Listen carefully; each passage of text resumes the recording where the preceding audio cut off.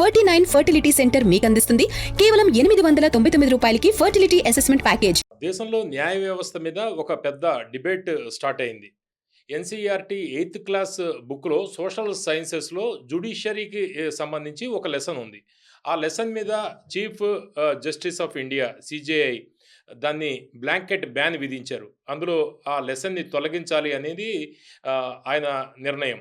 అయితే ఈ నేపథ్యంలో మన లెసన్స్‌లో విద్యార్థుల పాఠ్యపుస్తకాల్లో జ్యుడిషియరీకి సంబంధించిన లెసన్స్ ఉండాలా? వద్దా? ఎందుకంటే ఇప్పటికే ఢిల్లీ హైకోర్టు జడ్జి ఇంట్లో కాలిపోయిన కోట్లాది రూపాయల క్యాష్ వీడియో మనం చూసాం. దాంతోపాటు 23 ఏళ్ళు జైల్లో ఉన్న వ్యక్తి నిర్దోషిగా విడుదలవ్వడం. మనం ఈరోజు అయేషా మీరా అంత్యక్రియలు కూడా మనం టీవీలో వాటిల్లో చూస్తున్నాం. అయేషా మీరా కేసుకు సంబంధించి 2017లో సత్యం బాబు 8 సంవత్సరాల జైల్లో ఉండి నిర్దోషిగా విడుదలైంది కూడా చూసాం. అసలు జ్యుడిషియరీ సిస్టంలో సంస్కరణలు అవసరమా? విద్యార్థులకి ఇటువంటి లెసన్స్ ఎంతవరకు అవసరం? తెలుసుకునే ప్రయత్నం చేద్దాం. మనతోటి సీనియర్ జర్నలిస్ట్ సురేష్ కొచ్చటిల్ గారు ఉన్నారు. నమస్కారం సురేష్. నమస్కారం పవన్ గారు. సురేష్ గారు, మనం చూసాం సీజేఐ ఒక కామెంట్ వైరల్ అవుతోంది. They fired the gun and the judiciary is bleeding అనేది ఆ కామెంట్ బాగా వైరల్ అవుతున్న కామెంట్. మీరేమంటారు? సంస్కరణలు అవసరమా? జ్యుడిషియరీ ఇంత వీక్ అండి, నాకు అర్థం కాలేదు. ఏం చెప్పారు ఆ 8th క్లాస్ సోషల్ సైన్స్లో ఒక చాప్టర్లో ఒక సెక్షన్లో ఇది ఉంది. అంటే దేశంలో ఒకటి జ్యుడిషియరీ మిగతా ఆర్మ్స్ లాగానే దాంట్లో పొలిటీషియన్స్ కూడా గురించి ఉన్నాయి. పాలిటిక్స్లో ఎంపీలు ఇంతమంది కరప్ట్ అది ఇదని అది కూడా ఉన్నాయి ఇదే బుక్లో. వాళ్ళకేం ప్రాబ్లం లేదు, దాని సుప్రీంకోర్టు ఏం అనలేదు. కానీ వాళ్ళ గురించి అన్నప్పుడు ఇమ్మీడియట్గా లేచి కూర్చున్నారు. పవన్ గారు, 8615 కేసులు పెండింగ్ ఉన్నాయి, కరప్షన్ కేసెస్ జ్యుడిషియరీ అగేన్స్ట్. ఒక్క కేసులో కూడా ఇవాళ దాకా ఒక నిర్ణయం రాలేదు. ఒక్క కేసులో కూడా అట్లీస్ట్ మనకు తెలియదు. చెప్పొచ్చు, వాళ్ళు చెప్పి ఉంటారా మేము 500 సార్ట్అవుట్ చేసుకున్నాం, లేకుంటే 600 సార్ట్అవుట్ చేసుకున్నాం, 2000 సార్ట్అవుట్ చేసుకున్నాం. ఏం చేశారు? బయట ఉన్న ప్రజలకి తెలియదు. ఇది ఎట్లయిపోయిందంటే వాళ్ళే కూర్చొని డిసైడ్ చేస్తున్నారు. జడ్జిలు కూర్చొని ఒక జడ్జి మీద డిసైడ్ చేస్తున్నారు. మనం చూసాం ఢిల్లీ హైకోర్టు ఒక జడ్జి జస్టిస్ వర్మ, ఆయన ఇంట్లో క్యాష్ దొరికితే ఏమైంది? ఆయన మీద ఒక ట్రాన్స్ఫర్ ఆర్డర్ వేశారు, అంతే. ట్రాన్స్ఫర్ ఆర్డర్ ఎక్కడ అలహాబాద్ ఎక్కడ ఆయన వెళ్ళాడు అన్నాడు. తర్వాత లాస్ట్ వెళ్ళాడు. ఏమైంది అక్కడ వెళ్ళినాక? ఏం కాలేదు. పార్లమెంట్లో ఇంపీచ్మెంట్ ప్రొసీడింగ్ తీసుకొచ్చారు, అది ఎక్కడ వెళ్ళింది? అక్కడ వెళ్ళలేదు. డబ్బులు ఆయన స్వాహా చేసుకున్నారు, ఉన్న డబ్బులు కొంచెం కాలిపోయినాయి. ఏ యాక్షన్ తీసుకోలేదు ఇవాళ దాకా. ఒక కమిటీని పెట్టారు, 3 జడ్జెస్ హైకోర్టు జడ్జెస్ ఉన్నారు, వాళ్ళు రిపోర్ట్ ఇచ్చారు. దాంతోపాటు అది కూడా కన్సీల్ చేసి పెట్టేశారు. In fact the present chief justice మీద కూడా ఆరోపణలు ఉన్నాయి. ఆయన దీనికన్నా ముందున్న హైకోర్టులో ఉన్నప్పుడు ఒక కేసు ఆయన మీద ఎవరో ఫైల్ చేశారు. అది నిజమో కాదో మనకు తెలియదు, కానీ అది ఉంది. న్యూస్ పేపర్ రిపోర్ట్స్ ఉన్నాయి. ఇవాళ కూడా నిన్నటి నుంచి అది కూడా మీడియాలో సర్క్యులేట్ అవుతుంది, ట్విట్టర్లో అంతా. మీ మీద ఆరోపణలు ఉన్నప్పుడు మీరు మిగతా దాని గురించి ఎట్లా చెప్తారు అని చెప్పేసి. అప్పుడున్న చీఫ్ జస్టిస్ని ఈయనని ఎలివేట్ చేయకూడదు హైకోర్టుకి, సుప్రీంకోర్టుకి అని చెప్పి కొలీజియంకి ఎవరో లెటర్ కూడా రాశారు. మనకు తెలుసు చాలా. జస్టిస్ కర్ణన్ కేసు ఒకటి ఉంది, పాతది, మీకు గుర్తుంటుంది. ఆయన మీద కూడా ఇట్లా ఆరోపణలు వచ్చినాయి. ఫార్మర్ చీఫ్ జస్టిస్ బాలకృష్ణన్ సన్-ఇన్-లా విపరీతంగా సంపాదించాడు డబ్బులు. గాలి జనార్దన్ కేసులో బెయిల్ మీద కూడా అప్పట్లో కూడా బెయిల్ ఇచ్చినందుకు ఆ జడ్జిల మీద చాలా ఆరోపణలు వచ్చాయి. చాలా కేసులు మన సౌత్ ఇండియాలో కూడా మనం చూసాం. సో వీళ్ళందరూ హిందీలో అంటారు దూద్ మే దులేనే, వీళ్ళందరూ మహాత్మాలు కాదు. 100 మంది జడ్జిలు ఉంటే దాంట్లో 10 మంది కరప్ట్ ఉంటారు, లేదని చెప్పలేము మనం. ఎందుకంటే వీళ్ళందరూ ఎక్కడి నుంచి వచ్చారు? పుట్టి డైరెక్ట్గా జడ్జిగా రాలేదు కదా. వీళ్ళ ముందు అడ్వకేట్గా పనిచేసి చాలా సంవత్సరాలు పనిచేసిన తర్వాత కొంతమంది దాని నుంచి ఒక డిస్ట్రిక్ట్ లెవెల్కి వస్తారు, మున్సిపల్ లెవెల్కి వస్తారు, అక్కడి నుంచి ప్రమోట్ అయ్యి లాస్ట్ హైకోర్టులో అపాయింట్ అవుతారు. హైకోర్టు నుంచి తర్వాత సుప్రీంకోర్టుకి వెళ్తారు కొంతమంది, అది కూడా చాలా తక్కువ. కానీ ఇదే సిస్టమ్ నుంచి వచ్చారు కదా వీళ్ళందరూ. అంటే ఏదో ఒక రోజు వీళ్ళు అడ్వకేట్గా పనిచేశారు. ఒక మర్డరర్కో, ఒక రేపిస్ట్కో, ఒక దొంగకో, ఒక ఎవరికో రిప్రజెంట్ చేశారు వాళ్ళు. అది వాళ్ళ ఏం చెప్తారు, జ్యుడిషియల్ ప్రొఫెషన్, అది చేయాల్సిందే. వాళ్ళు చెప్పలేరు నేను డిఫెండ్ చేయను పో, నువ్వు దొంగ కూడా అది. సో అదే. కానీ వీళ్ళ దానికి వచ్చినప్పుడు ఇమ్మీడియట్గా బ్యాన్ పెట్టడం ఏంటండి, నాకు అర్థం కాదు. ఆ బుక్లో జస్టిస్ గవాయిని కోట్ చేశారు కదా, కాంటెక్స్ట్ తప్పు అంటున్నారు. ఏం కాంటెక్స్టు? దాని తర్వాత జస్టిస్ గవాయ్ ఏమన్నారంటే ఇంకొక ఇంటర్వ్యూలో అదే మాట, దట్ మేము కూడా కొన్ని చట్టాలు తీసుకొచ్చాం మా దాంట్లో, రిఫార్మ్స్ తీసుకొస్తున్నాం అని చెప్పి. అది ఈ బుక్‌లో లేదంటున్నారు. హ్మ్. కానీ ఇన్ని కేసులు పెండింగ్ ఉన్నప్పుడు ఈ హైకోర్టు, సుప్రీంకోర్టు జడ్జి ఏం చేస్తున్నారు? సుప్రీంకోర్టు ఫర్ ఎగ్జాంపుల్ పవన్ గారు 86,000 కేసులు పెండింగ్ ఉంది. సుప్రీంకోర్టులోనే. 86,000 కేసులు. మీరు నెక్స్ట్ ఒక 50 సంవత్సరాలు, 60 సంవత్సరాలు, 70 సంవత్సరాలు, 100 సంవత్సరాలు కూర్చుంటే ఈ కేసులు డిస్పోజ్ కాదు. హ్మ్. ఎందుకంటే దీంట్లో చాలా మట్టుకు కేసెస్ ఈ 5 స్టార్ లాయర్స్ తీసుకొస్తారు. కపిల్ సిబ్బల్, దుష్యంత్ దావే, కాలిన్ గొన్జాల్వెస్, ప్రశాంత్ భూషణ్. వీళ్ళు కేసు తీసుకురాగానే ఇమ్మీడియట్ హియరింగ్ ఉంటుంది వాళ్ళకి. అదే టైంలో ఒక పేదోడు ట్రివాండ్రం నుంచో, విజయనగరం నుంచో, గుజరాత్ నుంచో ఆయన ఒక కేసు తీసుకుని సుప్రీంకోర్టుకి లక్షలు ఖర్చు పెట్టి వస్తే కూడా వాళ్ళకి కేసు వాయిదా పడుతుంది. హ్మ్. నెక్స్ట్ హియరింగ్ 1 సంవత్సరం తర్వాత, 2 సంవత్సరాల తర్వాత. ఓన్లీ 5 స్టార్ లాయర్స్కే ఇప్పుడు అక్కడ ఎంట్రీ ఉందన్నమాట. అవును. నిన్న యాజ్ వీ స్పీక్ ఇదే చీఫ్ జస్టిస్ కోర్టులో నిన్న ఒక సర్ప్రైజింగ్ ఎలిమెంట్ వచ్చింది. చీఫ్ జస్టిస్ చెప్పారు ఆయన కోర్టులోనే కరప్షన్ ఉందని, డైరెక్ట్గా చెప్పకుండా. ఏమైందంటే రిజిస్ట్రీలో దీనికన్నా ముందు జస్టిస్ చంద్రచూడ్ ఉన్న టైంలో ఒక కేసు వచ్చింది. అది యూపీలో ఉన్న ఒక చట్టం విరుద్ధంగా వచ్చిన కేసు అది. అక్కడ ఆయన డీటైన్ చేసినప్పుడు వాళ్ళ లాయర్ ఏం చేశారంటే జస్టిస్ చంద్రచూడ్ ఇంకా 2 జడ్జెస్ ముందు ఆ కేసు వచ్చింది. ఇది బిఎన్ఎస్లో ఆల్రెడీ వచ్చేసింది భారత్ న్యాయ సంచికలో. సో ఈ పాత ఇది పనికిరాదు. ఐ థింక్ యూఐపిఓ ఇంకా ఏదో చట్టం ఉంది అది. దాని గ్యాంగ్స్టర్స్ యాక్ట్ ఉంది, యూపీ గ్యాంగ్స్టర్స్ యాక్ట్ కింద, గుండా గ్యాంగ్. సో వీళ్ళని విడిచేసేయాలని చెప్తే జస్టిస్ చంద్రచూడ్ బెంచ్ అన్నారు, sorry we will not interfere with this case అన్నారు. అదే మనిషి కాకుండా ఇంకొక మనిషి పేరు మీద అదే కేసు తీసుకొచ్చి మళ్ళీ ఈ చీఫ్ జస్టిస్ ముందు పెట్టారు. అప్పుడు వీళ్ళకి డౌట్ వచ్చింది, ఏంటో ఈ కేసు ముందు వచ్చినట్లు ఉంది అని చెప్పి యూనియన్ గవర్నమెంట్ చెప్పారు. సాలిసిటర్ జనరల్ చెప్పారు, ఈ కేసు ముందే వచ్చింది మీకు. యూపీ గవర్నమెంట్ వాళ్ళ వైపు నుంచి లాయర్ కూడా చెప్పారు, ఈ కేసు జస్టిస్ చంద్రచూడ్ టైంలో వచ్చింది, అప్పుడే ఇది డిస్మిస్ చేసి పడేశారు, మళ్ళీ ఇది ఎందుకు వచ్చిందని అడిగారు. అప్పుడు జస్టిస్ సూర్యకాంత్ లేచి కూర్చొని ఇది ఎట్లా వచ్చింది, వీళ్ళ రిజిస్ట్రీలోనే మ్యాక్సిమం కరప్షన్ ఉంటుంది. లిస్టింగ్ చేస్తారు చూడండి కేసులు, అక్కడ డబ్బులు ఇస్తేనే మీ కేసు లిస్ట్ అవుతుంది, లేకుంటే మీ కేసు 6 నెలల తర్వాత, సంవత్సరం తర్వాత పడుతుంది.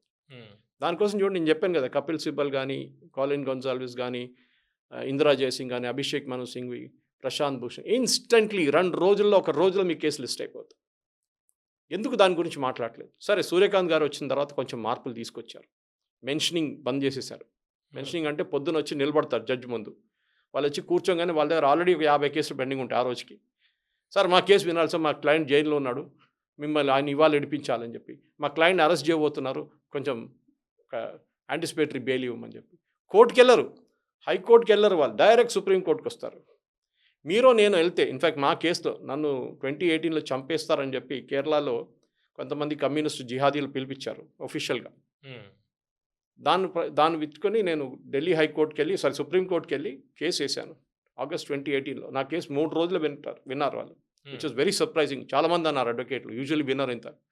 మేబీ నేను మీడియాలో ఉన్నా అని చెప్పి అప్పుడు తీసుకున్నారు ఆ case. Justice Mishra was then the chief justice, కానీ ఆయన ఆ రోజు వింటా అన్నారు, కానీ ఆయనకి ఆ రోజు అనుకుంటే బహుశా శబరిమల కాన్స్టిట్యూషన్ బెంచ్ ఉండే ఆ రోజు. So he was sitting in that. So justice Parashar and justice Lalit విన్నారు 3 రోజుల్లో. ఫస్ట్ క్వశ్చన్ నా లాయర్ దగ్గర ఏం అడిగారంటే, మీ హైకోర్టుకి ఎందుకు వెళ్ళలేదు, మీరు కేరళ హైకోర్టు లేకుంటే అప్పుడు హైదరాబాద్ హైకోర్టుకి ఎందుకు వెళ్ళలేదని అడిగారు. నేను చెప్పి అక్కడ వెళ్తే పనికిరాదు, అక్కడ డెసిషన్ తీసుకోరు, పోస్ట్పోన్ అవుతుంది, ఈయన మీద థ్రెట్ టు లైఫ్ ఉంది, దానికోసం సుప్రీంకోర్టుకి వచ్చాం. ఓకే ఫైన్ అని అగ్రీ చెప్పి DG Telangana, DG Kerala to provide protection on threat perception basis అని చెప్పి కేసుని వాళ్ళు సెటిల్ చేసేసారు. నాలాంటి ఎంతమంది లక్కీగా ఉంటారండి అట్లా? ఉండరు.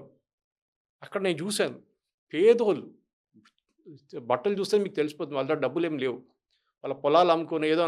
ఇన్ఫ్యాక్ట్ మ్యాక్సిమం డిస్ప్యూట్స్ మన హైకోర్ట్ అండ్ లోవర్ కోర్ట్స్లో ఈ ల్యాండ్ డిస్ప్యూట్స్ ఉన్నాయి. అక్కడి నుంచి వస్తే ఈ స్టేట్ దగ్గర, స్టేట్ అంటే మన స్టేట్ గవర్నమెంట్ లేకుండా సెంట్రల్ గవర్నమెంట్ దగ్గర స్టాండింగ్ కౌన్సిల్స్ ఉంటారు, డబ్బులు మస్తున్నాయి వాళ్ళ దగ్గర. 10 లాయర్లు ఉంటారు స్టాండింగ్ కౌన్సిల్ లాగా, ఏ కేసు వచ్చినా స్టాండింగ్ కౌన్సిల్ని పిలుస్తారు వాళ్ళు. ఈ పేదోళ్ళు ఎక్కడి నుంచి తీసుకొస్తారు? ప్రతి ఇయరింగ్కి 2 లక్షలు, ₹1,00,000 సుప్రీంకోర్టులో ఇవ్వాల్సి వస్తుంది మినిమం. యూజువలీ 30-40 లక్షలకి వెళ్తుంది.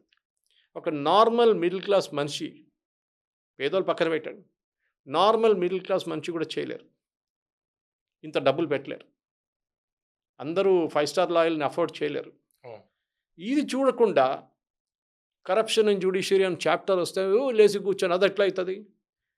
అరే మీరే ఏం చేశారు చెప్పండి? ఢిల్లీ హైకోర్టు ఆ జడ్జి మీద ఏం చర్య తీసుకున్నారు చెప్పండి, అప్పుడు మనం మాట్లాడతాం. 4 పిల్లర్స్‌లో జ్యుడిషియరీ అనేది ఒక పిల్లర్. అయితే మిగిలిన పిల్లర్స్ 3 పిల్లర్స్‌కి లేని ఇమ్యూనిటీ జ్యుడిషియరీకి ఉంది గదా!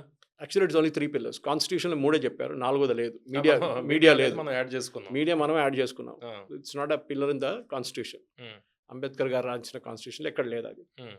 కానీ ఈ 3 పిల్లర్స్లో లెజిస్లేచర్ చట్టాలు తీసుకొస్తారు, ఎగ్జిక్యూటివ్ దాన్ని ఇంప్లిమెంట్ చేస్తారు, హ్మ్. జ్యుడిషియరీ దాన్ని ఇంటర్ప్రెట్ చేస్తారు.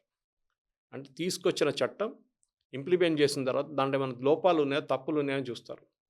మీకు గుర్తుంటుంది, జడ్జెస్ని అపాయింట్ చేసే సిస్టంలో జడ్జెస్ని అపాయింట్ చేసుకుంటారు సిస్టంలో కొలీజియం సిస్టమ్. అవును. National judicial accountability commission appointment commission అని పెట్టారు ఒకటి. ఆ చట్టం పాస్ చేసిన పార్లమెంట్, సంతకం పెట్టిన ప్రెసిడెంట్, దాన్ని వాయిదా వేసేస్తారు. సుప్రీంకోర్టు అన్నారు ఇల్లీగల్ అన్నారు. దాన్ని ఆలోచించండి. అది కాంట్రోవర్సీ అయింది కదా! ఎందుకు? అదే అడుగుతున్నాను.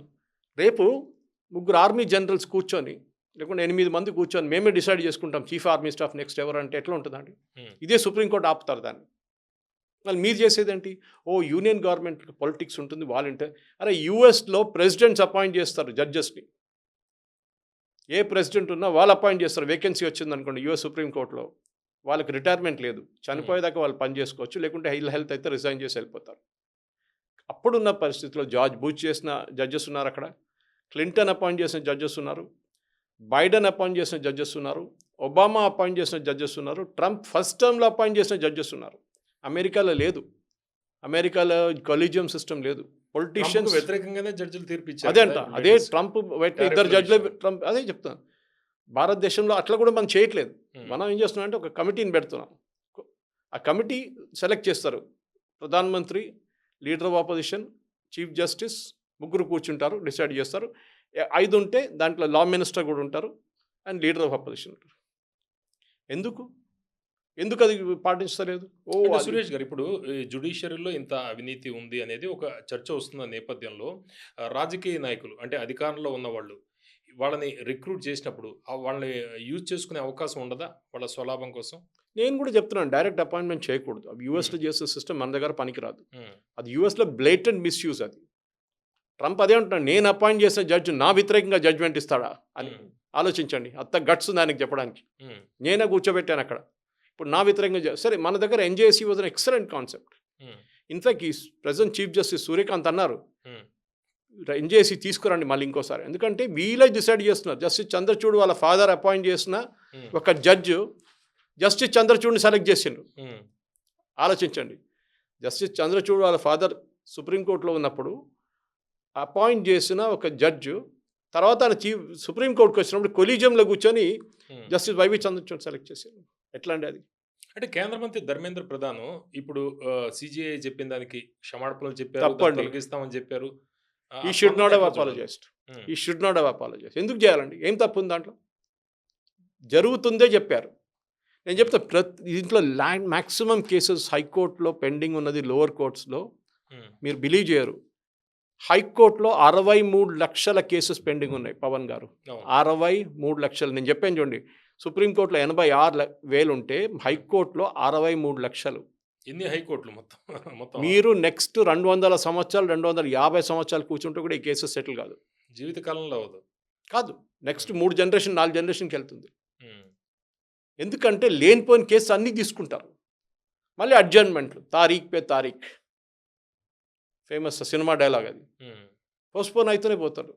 అడ్జర్న్మెంట్ మీద అడ్జర్న్మెంట్లు. ఎవరు డబ్బులు సంపాదిస్తారు? మన లాయర్లు కూడా తప్పు పట్టలేము, వాళ్ళ బిజినెస్ అది. ఓకే, ప్రతి అడ్జర్న్మెంట్కి వాళ్ళకి డబ్బులు ఉంటుంది. నెక్స్ట్ ఇయర్కి మళ్ళీ వస్తున్నాడు, మళ్ళీ క్లయింట్ పే చేయాల్సింది ప్రతి వాయిదాకి. ప్రతి వాయిదాకి.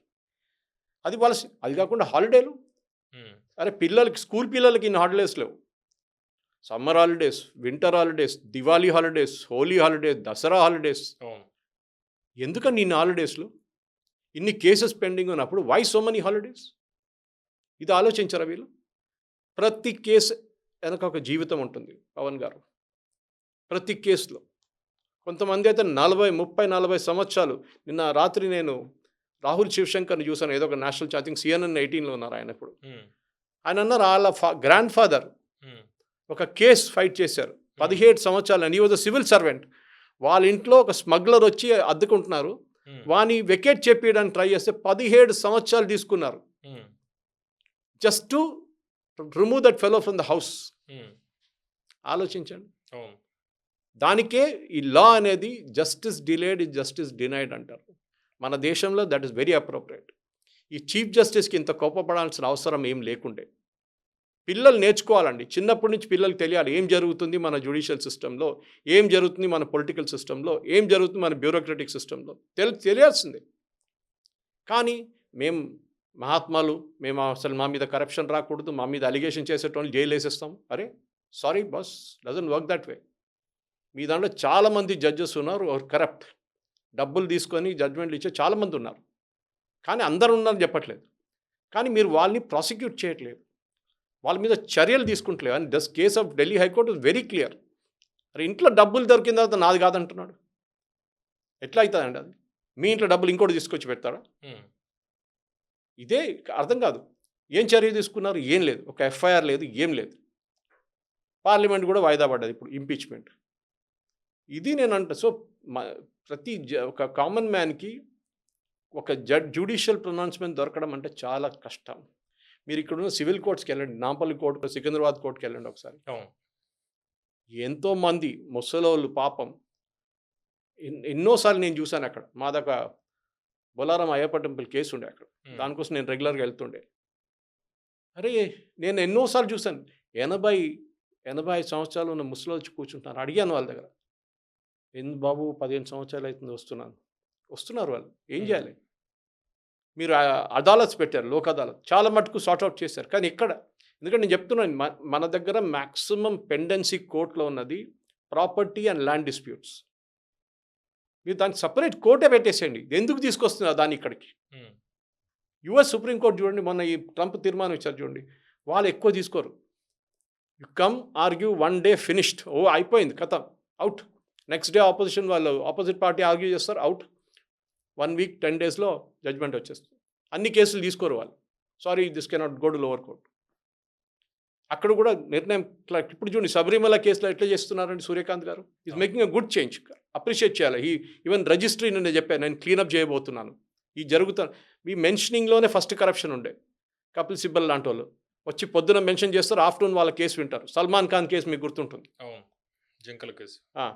మన టెర్రరిస్టు యాకూబ్ మేమనా వాడ ఎవరు అది రాత్రి సంజయ్ దత్ కూడా అది ఉంది. ఇంకోటి మన ఉరి చేశారు చూడు, వానికి రాత్రి 1 గంటకు కోర్టు ఓపెన్ చేశారు. అవును, ఒక టెర్రరిస్ట్ కోసం రాత్రి 1 గంట కేసు ఓపెన్ చేశారు.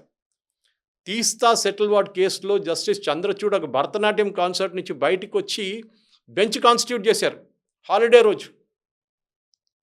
ఆ బెంచ్ ఒక తీర్పు ఇచ్చి స్ప్లిట్ వర్డిక్ట్ వచ్చింది. 1-1 జడ్జి, ఇద్దరు జడ్జిలో 1-1.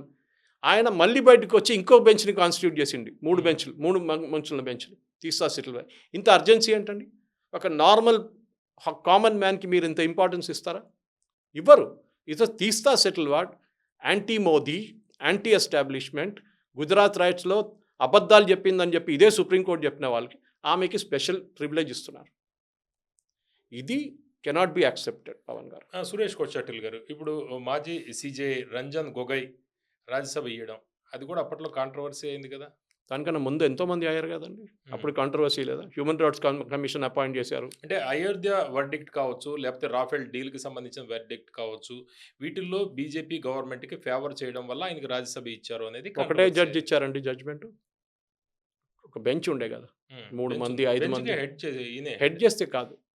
సుప్రీంకోర్టులో చీఫ్ జస్టిస్ అనేది మీరు కాన్స్టిట్యూషనల్లీ చూస్తే అట్లా ఒక పదవి లేదు. 1 among the equals అంతే. Okay okay. అడ్మినిస్ట్రేటివ్ హెడ్ ఆయన డిసిషన్స్లో ఇంటర్ఫియర్ కారు. మీరు ఈ డిసిషన్ ఇవ్వండి అని చెప్పరు. ఆయన ఒక బెంచ్లో కూర్చున్నప్పుడు he is also one of the judges. Only administrative పర్పస్కి చీఫ్ జస్టిస్. ఇన్ఫ్యాక్ట్ మీకు గుర్తుంటుంది, ఇదే సుప్రీంకోర్టు లాన్స్లో కొంతమంది జడ్జెస్, సర్వింగ్ జడ్జెస్ కూర్చొని ప్రొటెస్ట్ చేశారు రాస్టర్ సిస్టమ్ గురించి. కేసులు చీఫ్ జస్టిస్ డిసైడ్ చేస్తున్నారు ఏ బెంచ్ వింటారు అని చెప్పి. అవును, అది చాలా పెద్ద డిబేట్ అయింది. గుర్తుంటుందా మీకు? అవును. దాని తర్వాత దానికి ముందు చలమేశ్వర్ వీళ్ళందరూ కలిసి ప్రెస్ మీట్ పెట్టారు. సర్వింగ్ జడ్జెస్, అది వైలేషన్ కాదండి వాళ్ళది? వాళ్ళ మీద చర్యలు ఎందుకు తీసుకోలేదండి అప్పుడు? ఇది మనం అడగాల్సింది. డి రాజా వచ్చి పక్కన కూర్చున్నాడు. అప్పుడు ఏంటండి మీ మీ ఆ పార్షియాలిటీ ఎక్కడ పోయిందండి? మీ ఇంపార్షియాలిటీ ఎక్కడ పోయిందండి అప్పుడు? ఇది ప్రాబ్లం. వీళ్ళ గురించి ఏం చెప్పకూడదు, ఏం అడగకూడదు. సుమోటో నేను క్రిమినల్ డెఫమేషన్ అది చేస్తాను, ఇది చేస్తాను, ఎవరిని ధమ్కి ఇస్తున్నారండి? వీళ్ళే అంటారు మీకు సినిమా నచ్చకపోతే చూడకండి. మళ్ళీ మీ కేసు ఏంటండి? మళ్ళీ రేపు ఇదే ఎక్స్క్యూజ్ యూజ్ చేసి చూడండి, యూనియన్ గవర్నమెంట్ రేపు అంటారు ఇదే సుప్రీంకోర్టుకి ఒక పుస్తకం వచ్చిందండి, ఈ పుస్తకం యాంటీ నేషనల్ ఉంది, నర్వానే గారి బుక్ మేము బ్యాన్ చేస్తున్నాం.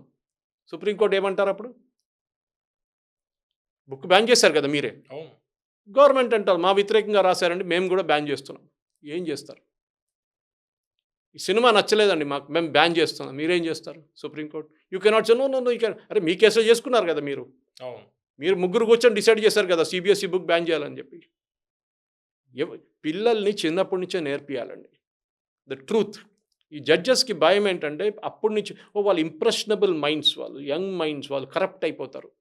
అరే వాళ్ళు ఓటీటీలో దానికన్నా ఉన్న దారుణమైన సీరియల్ చూస్తారు వాళ్ళు కూర్చొని. మీరేమంటారు దాని గురించి? మొబైల్ ఫోన్లో దానికన్నా దారుణమైన కంటెంట్ వస్తుంది వాళ్ళకి. ఈ మీది టెక్స్ట్ బుక్లో చదవగానే వాళ్ళు మారిపోతారా? మొత్తం నెక్స్ట్లైట్స్ అయిపోతారా వాళ్ళు? ఇదే నాకు అర్థం కాదు. వీళ్ళది ఏంటంటే ఒక క్లోజ్ డోర్ క్లబ్. పవన్ గారు ఇంగ్లీష్లో అంటారు you scratch my back I'll scratch yours అని. అందరూ ప్రొటెక్ట్ చేసుకుంటారు ఒకరొకరిని. మీరు ఇవాళ దాకా ఒక జడ్జు జైలుకైనా వెళ్ళిన కేసు విన్నారా ఎప్పుడైనా కరప్షన్కి? ఒక ఎఫ్ఐఆర్ విన్నారా? ఎఫ్ఐఆర్ పడిందని విన్నారా ఎప్పుడైనా? లేదు, జరగదు కూడా. అది వాళ్ళ ప్రొటెక్ట్ చేసుకుంటారు ఒకరొకరిని చాలా మటుకు. ఈవెన్ సివిల్ సర్వీస్లో ఉందండి అది. మన జడ్జెస్ని ఒకటి తప్పుపట్టలేదు. సివిల్ సర్వీస్లో ఇవాళ దాకా ఒక ఐపీఎస్ ఆఫీసర్ని జైల్లో పంపించి చూసారు ఎప్పుడైనా కరప్షన్ కేసులో? మీరు మర్డర్ గీడర్ డెకాయిటీ అని లోవర్ లెవెల్ పోలీస్ ఆఫీసర్స్ చాలా మంది ఉన్నారు. ఐఏఎస్ శ్రీలక్ష్మి గారు ఆవిడ తిరుగుతున్నారు జైలు, అంతే కదా, కోర్టుకి తిరుగుతున్నారు అంతే. కానీ అదొక ఎక్సెప్షన్ అది. బట్ అంతమంది ఉన్నారు, చాలామంది ఉన్నారు సివిల్ సర్వెంట్స్ ఆర్ కరప్ట్. వాళ్ళ అసెట్స్ ఎప్పుడైనా చూసారు? ఎంతమంది సుప్రీంకోర్టు జడ్జెస్ వాళ్ళ అసెట్స్ డిక్లేర్ చేశారండి? వీళ్ళే చట్టం పెట్టారు కదా. ఎంతమంది డిక్లేర్ చేశారు? ఎంతమంది హైకోర్టు జడ్జెస్ డిక్లేర్ చేశారండి వాళ్ళ అసెట్స్? వాళ్ళ దగ్గర ఎన్ని ఇల్లు ఉన్నాయి, ఎంత బంగారం ఉందని డిక్లేర్ చేశారు వాళ్ళు? అంటే జనరల్గా ఇప్పుడు ఢిల్లీ హైకోర్టు జడ్జి మనం చూసాం, అంతర్గత విచారణ చేశారు. అయితే మెకానిజం ఎట్లా ఉండాలి అసలు? స్ట్రేట్ అవే ఎఫ్ఐఆర్ ఉండాలండి. ఓకే, ఒక సుప్రీంకోర్టు నిఘా ఉంటే పెట్టుకోండి, నో ప్రాబ్లం. ఒక జడ్జిని డెప్యూట్ చేయండి ఓవర్సీ చేయడానికి. అంత బాగానే జరుగుతుందా అంది అంటే పోలీసు వాళ్ళు వచ్చి రేపు ఆయన ఇంటి నుంచి గుంజుకొని తీసుకెళ్ళకూడదు. That is the bad thing to do.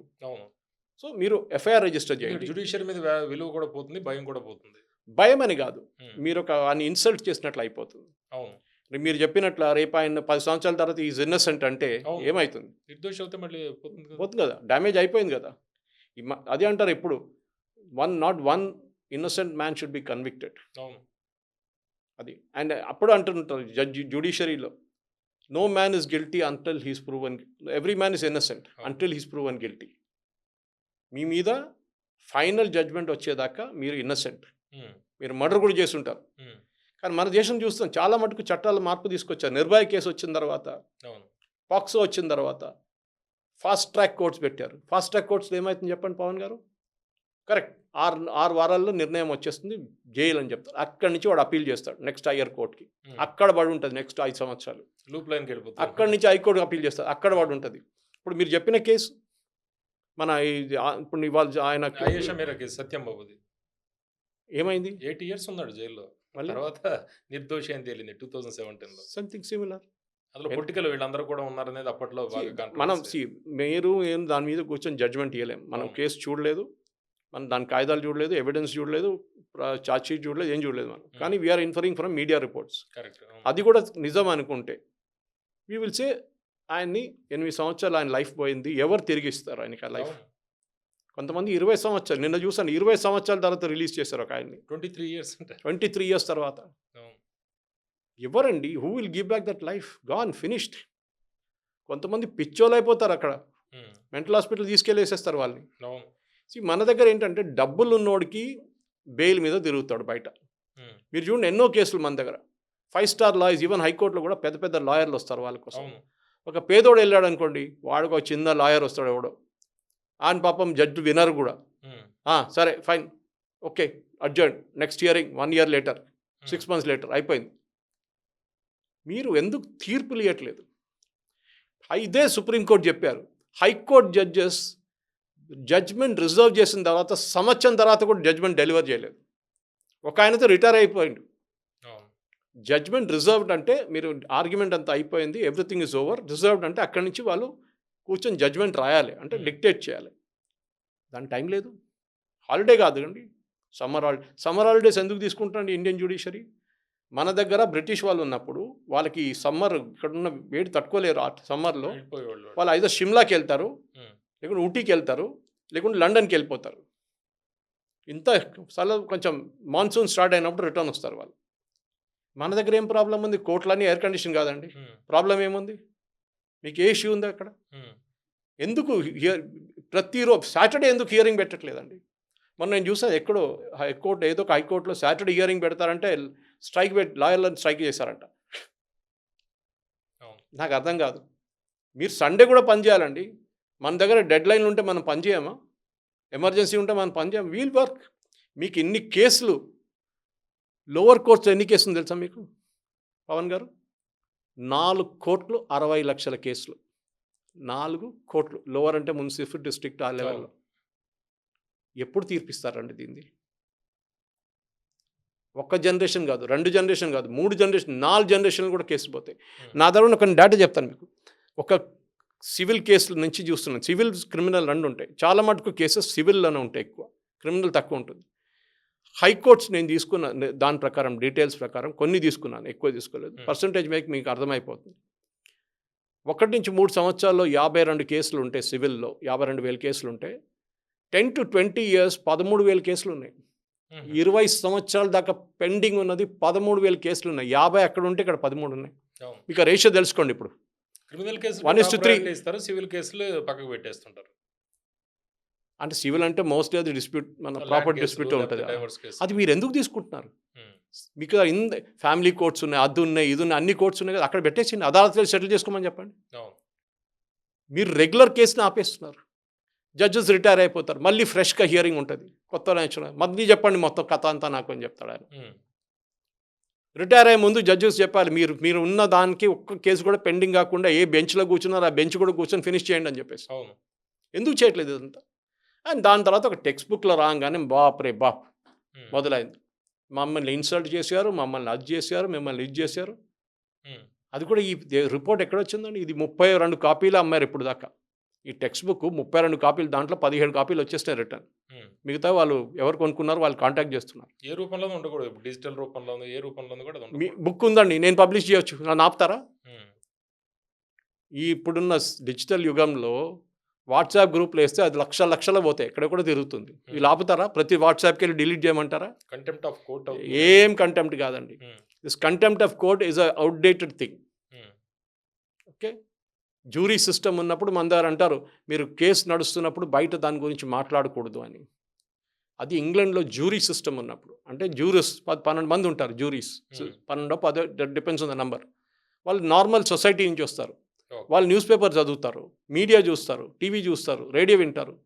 వాళ్ళని ఇన్ఫ్లుయెన్స్ చేయకుండా ఉండడానికి ఈ కేసు బయట మాట్లాడకూడదు. That was the thing. అది మన దేశంలో ఎక్కడ ఉందండి? మన దగ్గర జ్యూరీ సిస్టమే లేదు, మన దగ్గర జడ్జే డిసైడ్ చేస్తారు అన్నీ. మళ్ళీ ఎక్కడండి లేనిపోయిన కాన్సెప్ట్స్ అన్నీ మన దగ్గర. బ్రిటిష్ వాళ్ళు వెళ్ళారు, అంగ్రేజ్ గే లేకపోతే ఔలాద్ చోడ్గే అంటారు హిందీలో. అది మన పరిస్థితి అన్నమాట. ఈ పుస్తకంలో ఈ సెక్షన్లో వాళ్ళు ఏదైతే పెట్టారో అందులో ప్రస్తావించిన అంశాలు పెండింగ్ కేసులు, న్యాయమూర్తుల మీద ఫిర్యాదులు, ప్లస్ జడ్జిల కొరత. ఈ పెండింగ్ కేసులు ఉన్నాయి అంటే జడ్జిల కొరత వల్లే జరుగుతుంది. అయితే సిస్టంలో ఈ భర్తీ ప్రక్రియ ఇవన్నీ కూడా ఎందుకు ఆలస్యం అవుతున్నాయి? ఎందుకు ఆ సమస్యను పరిష్కరించలేకపోతుంది? రిక్రూట్మెంట్ అనేది పని గవర్నమెంట్ది కాదండి. వీళ్ళు ఎగ్జామ్ రాస్తారు లోవర్ అండ్ జ్యుడిషియరీకి. ఎగ్జామ్ రాసి వీళ్ళు అడ్వకేట్లు అంటే సీనియర్ అడ్వకేట్లు అంటారు. ఎగ్జామ్ రాసిన తర్వాత చెట్టు కింద ప్లేడర్లు ఉంటారు, దాని తర్వాత జడ్జెస్ అవుతారు, వాళ్ళు జూనియర్ జడ్జెస్ అవుతారు. కొంత 10 మందిలో ఒక ఆయన జడ్జి అవుతారు జూనియర్ లెవెల్లో. అట్లనే మళ్ళీ పైకి వచ్చిన తర్వాత దానికి సీనియర్ చీఫ్ జ్యుడిషియల్ మ్యాజిస్ట్రేట్ అక్కడ అవుతారు. దాని తర్వాత హైకోర్టులో అడిషనల్ జడ్జిగా అపాయింట్ అవుతారు. అట్లా నడుస్తూనే ఉంటుంది వాళ్ళ ప్రొసీజర్. మీరు అడిగిన అవైలబిలిటీ ఉండగా మనకి అడ్వకేట్లు ఎందుకు? అది వీళ్ళు చూడాలండి. That's job of that particular jurisdiction ఉన్న హైకోర్టు రెస్పాన్సిబిలిటీ అది. మీరు పెండింగ్ కేసెస్ ఎన్ని సంవత్సరాల నుంచి పెండింగ్ అని చూసి ఎందుకు దాన్ని ఇప్పుడు ఇన్ని కేసులు ఉన్నాయండి సుప్రీంకోర్టులో. ఎందుకు మీరు దాన్ని సార్ట్అవుట్ చేయట్లేదు? సరే కూర్చుందాం, మనం ఈ సాటర్డే సండే కూర్చుందాం, హాలిడేలు అక్కర్లేదు మనకు. Next 1 year we will finish 86,000 కేసెస్లో 50 to 60,000 కేసు మనం ఫినిష్ చేసేస్తామని మీరు చెప్తే ఇందాక చెప్పినట్టు అదాలత్లు కావచ్చు, ఫాస్ట్ ఏమైనా కావచ్చు, ఇవన్నీ. Even they can do it. కానీ ఏంటంటే 2:30 దాకా కూర్చుంటారు, 2:30 తర్వాత కూర్చోరు. నేను చూసాను ఇక్కడ సికింద్రాబాద్ కోర్టులో కూడా 2:30 తర్వాత వెళ్ళిపోతారు. కొంతమంది జడ్జెస్ ఉన్నారండి. అంటే సగటు గవర్నమెంట్ ఉద్యోగిలాగా. వాళ్ళేమంటారంటే మీకు తెలియదు, మేము ఏం చేస్తాం, 2:30కి బంద్ చేస్తే దుకాణం బంద్ చేసి మేము ఇంటికి వెళ్ళట్లేదు, మేము మా చేంబర్లో కూర్చొని కేసు గురించి, ఇవాళ విన్న కేసుల గురించి మొత్తం డాక్యుమెంట్ చూసి మాకు కావాల్సిన డిక్టేషన్ ఇచ్చి మేము కూడా సాయంత్రం 5, 6 అవుతుంది ఇంటికి వెళ్ళేదాకా. కొన్ని సమయంలో ఈ మొత్తం బ్యాగ్ పట్టుకెళ్తాం ఇంటికి. మా దఫాదారులు ఉంటారు, వాళ్ళు తీసుకొస్తారు. ఇంట్లో కూర్చొని కూడా అదే చూస్తాం మేము. నెక్స్ట్ డే రావాల్సిన కేసులు చూస్తాము. ఇదంతా మాదండి. మీరు అనుకుంటారు మేము ఇక్కడి నుంచి నేను ఒక జడ్జిగా అడిగాను, ఏం సార్ 2:30కి వెళ్ళిపోతాను, మీకు తెలియదు సురేష్ గారు, నేను ఇది చేస్తాను, చేంబర్లో కూర్చొని రాస్తాను, మీరు రానికి వచ్చి చూడండి కావాలంటే. 6:30, 7 దాకా చేంబర్లో ఉంటాను, నా కార్ కింద ఉంటుంది చూడండి. నేను ఒకసారి సాటర్డే సండే ఇంటికాడ కూర్చొని మళ్ళీ జడ్జ్మెంట్లు డిక్టేట్ చేస్తాను, డిక్టాఫోన్లో చెప్పి మా సెక్రటరీకి పంపిస్తాను, ఆమె టైప్ చేసుకుంటుంది, మళ్ళీ దాని డ్రాఫ్ట్ చూస్తాను, కరెక్షన్స్ చేస్తాను. ఇదంతా నాకు పనులు ఉన్నాయి చాలా మటుకు. పని చేయట్లేదని కాదు, చేస్తున్నారు. కానీ ప్రాబ్లం ఎక్కడ వస్తుందంటే, ఒక ఆర్డినరీ మనిషికి, ఒక middle class, lower middle class పేదోనికి ఈ కంట్రీలో జస్టిస్ దొరకడం అంటే చాలా కష్టం. ఈ టెక్స్ట్ బుక్లో అదే చెప్పారు, దాని కొత్తది ఏం చెప్పలేదు. దాంట్లో జస్టిస్ గవాయిని కూడా కోట్ చేస్తారు. అంటే రేపు జస్టిస్ గవాయి మీద కేసు ఇస్తారా వీళ్ళు? ఆయన కూడా చెప్పారు, yes there are cases of corruption in judiciary, yes there are delays in judiciary. ఈ జస్టిస్ డినైడ్ అని గాలి నుంచి పైనుంచి కింద వచ్చి పడలేదు కదా, అది ఇట్స్ ఓపెన్ సీక్రెట్. అది అంటే బీజేపీ నెగిటివ్ నేరేషన్ ఒకటి చేస్తుంది జ్యుడిషియరీ మీద అనేది కూడా ఒకటి వస్తుంది. దీనికన్నా ముందు డిలేస్ లేకుండేనండి. అవును, ఉన్నాయి. ఒక పుస్తకంలో వీలే అంటారు, మోడర్న్ థాట్ ప్రాసెస్ తీసుకురావాలి పిల్లల్ని, పిల్లలకి సెక్స్ ఎడ్యుకేషన్ చెప్పాలి చిన్నప్పటి నుంచి అని. మళ్ళీ ఇదెందుకు చెప్పకూడదండి? ఇదెందుకు వాళ్ళకి చెప్పకూడదు? జ్యుడిషియరీ ఎట్లా పనిచేస్తుంది మన దేశంలో, ఎందుకు డిలేస్ వస్తున్నాయి, ఎందుకు కరప్షన్ వస్తాయి జ్యుడిషియరీలో?